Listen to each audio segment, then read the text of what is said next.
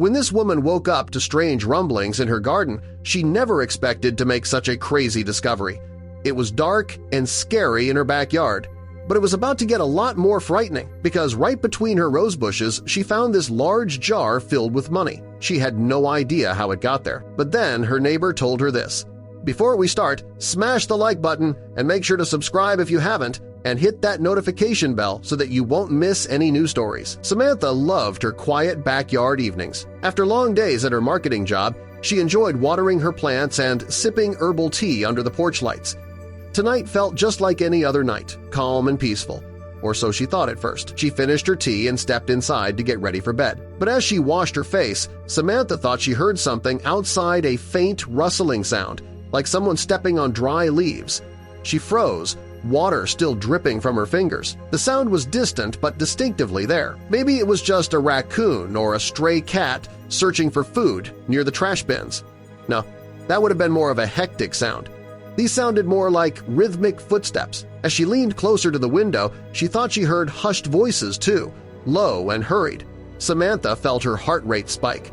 This wasn't normal nighttime animal noise. With hesitant steps, she tiptoed toward the back door, pushing it open just enough to peek into the darkness beyond her porch light's glow. Samantha looked around carefully, scanning the bushes and flower beds she tended so lovingly during the day. The moonlight stretched long shadows across the lawn, making every shrub look like it might be hiding someone.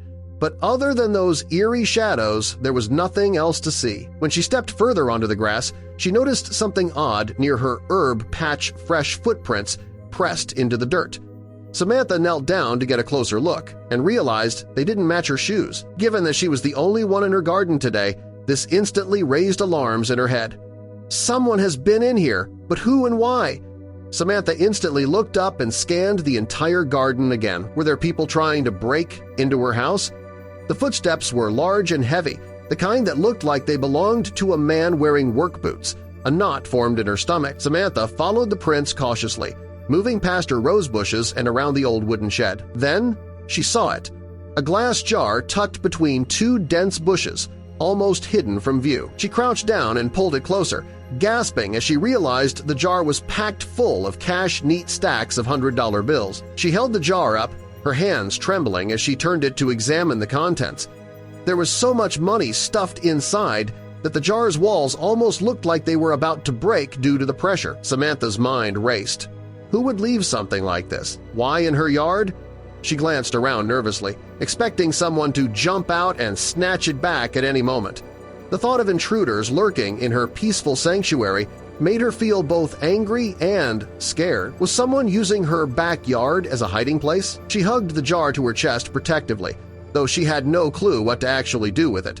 Her eyes darted toward the dark corners of the garden, half expecting to see shadows moving among her flower beds. Her robe now felt thin against the cool night air. Samantha took a few shaky steps back toward the porch, her mind still trying to catch up with reality. She felt the weight of the jar, both literal and emotional, as she stumbled up the steps. Everything had changed in an instant. The once comforting garden now felt like a stage for secrets she didn't understand. Samantha slipped inside and locked the door behind her, flipping the porch light off so she wouldn't be visible from the yard. Samantha set the jar gently on the kitchen counter, staring at it like it might come alive. At this point, her heart drummed fast against her ribs, and she knew she wouldn't sleep tonight. The garden's mystery had followed her straight into her home. Samantha stayed in the kitchen, pacing back and forth with the jar always in her line of sight.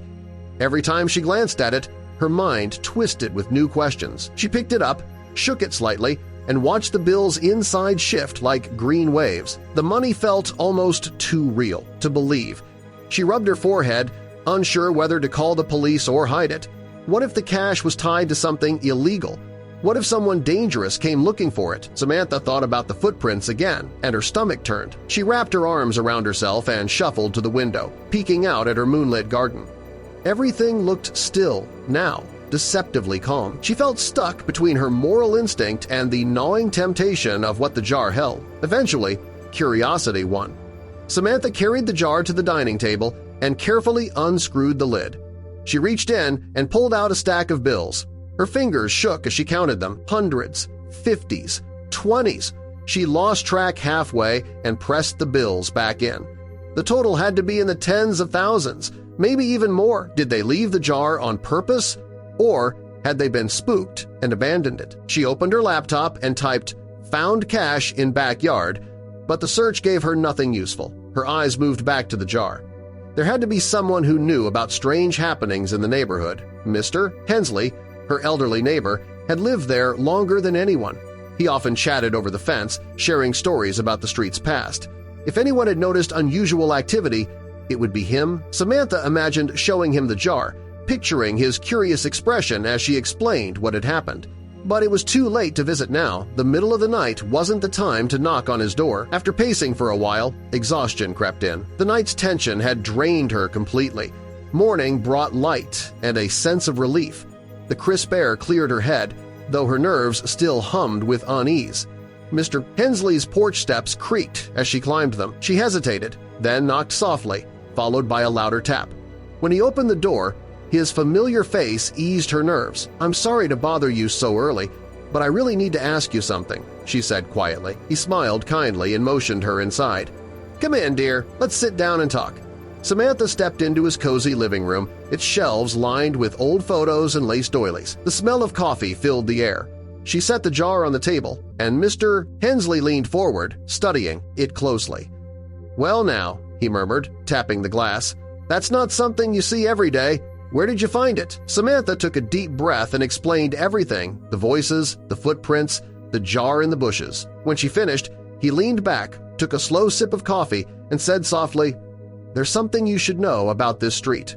Mr. Hensley's eyes drifted toward the window. "You know, this neighborhood wasn't always so quiet," he began, his tone low and thoughtful. "Back in the 70s, there were whispers about poker games, secret bets, and people hiding cash prizes around here. People said some winnings vanished overnight, never to be seen again. Rumors claimed cash jars were hidden to dodge the authorities." He gave a small shrug. "But those were old stories. Nothing like that has happened in ages or so," I thought. Samantha's pulse quickened as she looked at the jar. "So you think this might be from that time?" she asked. Mr. Hensley studied her. "I don't think it's been buried for 50 years, he said, "but it does feel like someone's reviving an old habit or imitating it for their own reason." A chill crept across her shoulders. "Why would they pick me?" she whispered. "That I don't know," he replied. "But if they went through the trouble of leaving it here, they might come back for it, and they probably won't appreciate that you found it first." Her fingers tightened around the jar. "I don't know what to do," she admitted. Mr. Hensley leaned back thoughtfully. "Maybe it's time to stop thinking like a bystander," he said. "If you want answers, you'll have to help catch whoever's behind this." The idea unsettled her. She had always been quiet and private, drawn to the peace of her secluded corner home. Now that calm had been replaced by unease. Mr. Hensley nodded, as if reading her mind. "That might be why they chose your garden," he said. "You live alone, far from everyone else. If someone wanted to hide something without being noticed, your yard would be perfect." He placed a reassuring hand on hers. "You're not alone in this. I've seen plenty over the years. We'll figure it out together." The warmth in his tone eased her fear, and the jar in her lap felt lighter. They spent the afternoon forming a plan. After calling the police, they explained everything – the jar, the footprints, the voices. Officers agreed to stake out Samantha's backyard that night, hiding in the shed. She would return the jar to its original spot among the bushes. The thought made her nervous, but she found strength in knowing she wasn't facing it alone. As the sun set, tension filled the air. Mr. Hensley sat with her on the porch, sipping tea while the officers took their positions. The jar glimmered faintly in the garden as dusk deepened. Hours passed. The quiet neighborhood seemed still, but Samantha's heartbeat quickened with every rustle outside. Just after 2 a.m., a shadow moved across the yard. A figure crept toward the bushes, slow and deliberate. Samantha held her breath as he bent down and lifted the jar, clutching it tightly. The police burst from the shed, flashlights cutting through the dark. "Stop right there!" they shouted. Samantha and Mr. Hensley hurried out, expecting a dangerous thief, but froze in shock. The figure was an elderly man, trembling under the bright lights. The man clutched the jar, eyes wild. "I need to hide it! They'll find my winnings!" he cried. The officers didn't restrain him roughly. Instead, they spoke softly, helping him to the patrol car.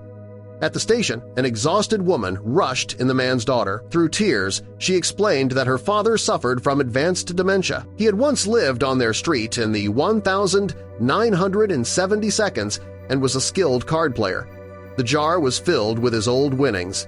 Distrusting banks, he had always kept his money hidden. In his confusion, he put on his old army boots and came back to hide it again, she said, smiling sadly. Samantha felt both sorrow and relief. The mystery wasn't about crime or danger, it was a haunting echo of the past. The tension in the room softened when the old man suddenly started muttering about crooks and thieves. Even the officers chuckled quietly. Samantha glanced at Mr. Hensley and smiled. She had uncovered more than just a mystery, she had discovered her neighborhood's forgotten history and found an unexpected friend. As they left the station together, Samantha felt a gentle peace settle over her. Her quiet street might still hold secrets, but now it also held new beginnings.